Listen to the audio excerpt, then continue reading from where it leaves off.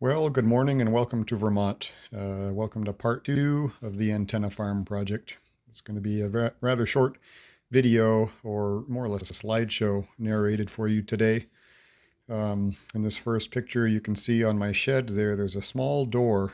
You may not see it. It's right above the bucket of water that is opened up. That's because I'm running that generator, which I described in a couple of videos earlier, getting it back into service reliably. And it turns out we lost power this morning in a brief windstorm.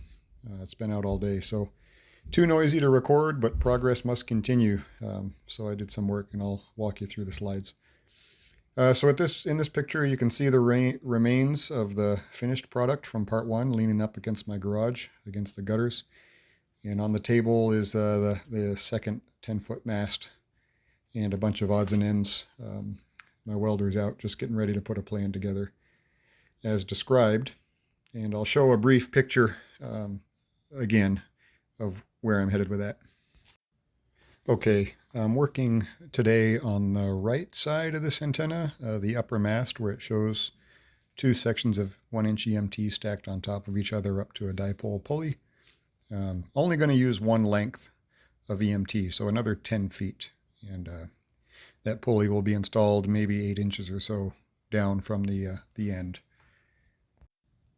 So here's where I began. I just go through my scrap parts bin and pull out a bunch of leftover materials and odds and ends, things that I think may be useful. This part of the project's a joy for me to use up scrap that otherwise would have been thrown out.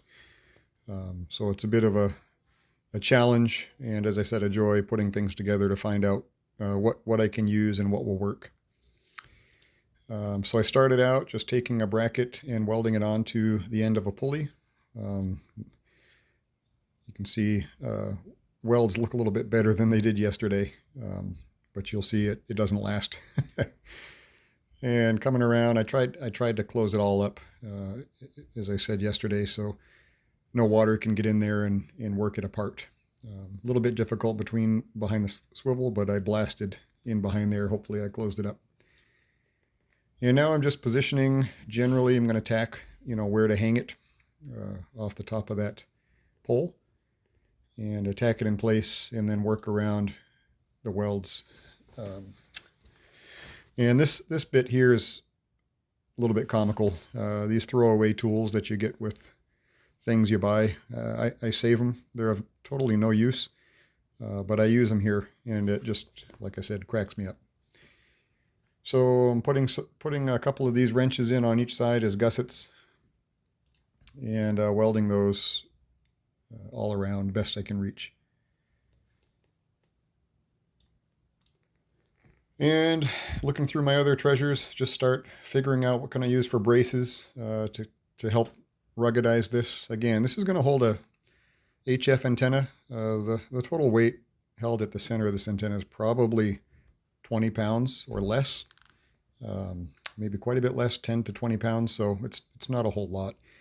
I just want this to be in place so that I don't have to worry about it for 30 years. So I'm trying to make sure the welds are secure so that if some let go or rust away, there'll still be enough there to hold it.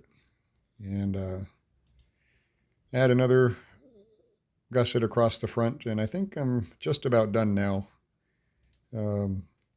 Just working around, making sure if I see a spot, weld it. And yeah, here's looking top down of the mast. Not much left to do but paint it and give it a couple coats of paint. So that's where I'm at now. Finished that out, painted all inside the best I could. And I think that simple project, that completes the upper mast that will hold all of the ham radio equipment. So I think I've described that over and over, how that's going to go. But I just set it on the lower assembly by hand. I didn't fasten it on, weld it, or bolt it or anything right now, just to see how it's going to look. And leaned it up over my garage. So the perspectives with this whole assembly leaning back over the roof, so it looks a little bit odd.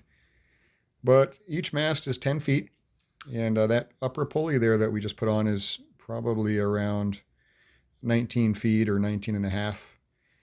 And this is going to be installed up on a 2-foot tripod up on top of a probably 10-foot peak off the ground. So 29 plus 10, 30, I'm sorry, 19 plus 10, 29 feet off the ground for the dipole, and from there up on the UHF and VHF side.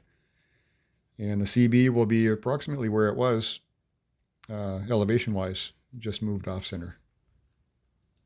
So to finish up today's slideshow, again, a short one, just a couple more perspectives.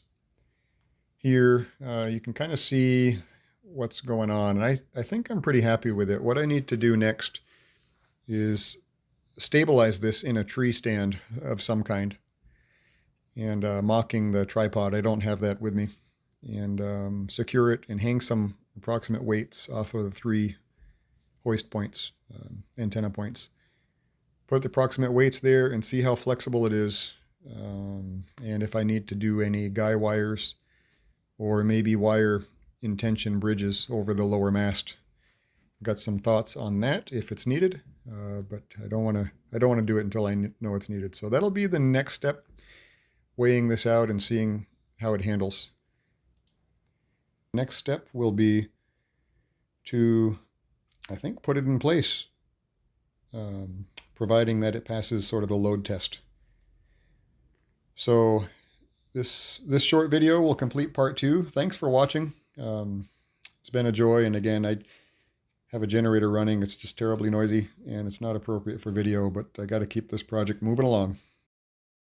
Welcome to Vermont. Thanks for visiting, and we'll see you on the next one. Have a great day.